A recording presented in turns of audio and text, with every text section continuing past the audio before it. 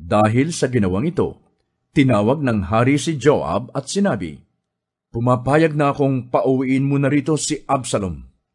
Buong pagpapakumbabang nagpatira pa si Joab, at nang mabasbasan, sinabi niya, "Ngayon ko po natiyak ang kagandahang loob ng inyong kamahalan, sapagkat pinagbigyan ninyo ako sa aking kahilingan." At siya'y nagpaalam. Nagpunta agad si Joab sa Gezur at isinama sa Jerusalem si Absalom. Ngunit hindi pinahintulutan ng hari na iharap sa kanya ito, kaya't doon na siya nagtuloy sa sariling tahanan.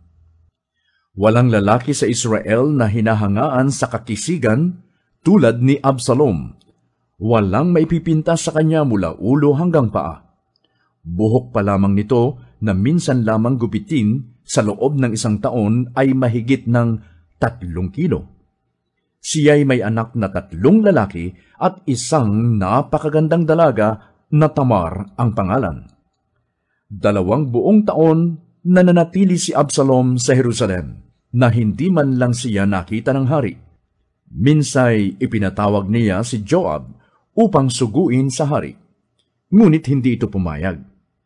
Ipinatawag niyang muli ito, ngunit hindi rin siya sinunod.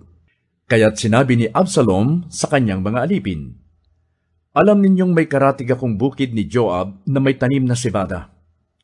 Puntahan ninyo ito at sunugin."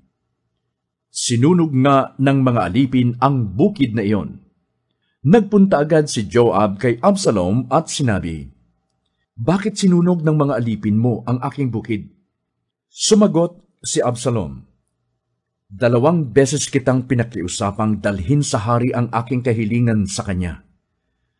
Ngunit hindi mo ako pinansin. Bakit mo pa ako kinuha sa Gesur?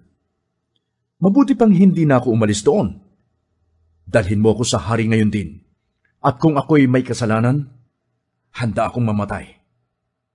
Nang marinig niya ito, nagpunta si Joab sa hari, at matapos nilang mag-usap, si Absalom ay ipinatawag. Humarap naman ito sa hari at buong pagpapakumbabang nagbigay galang, at hinagkan siya ng hari.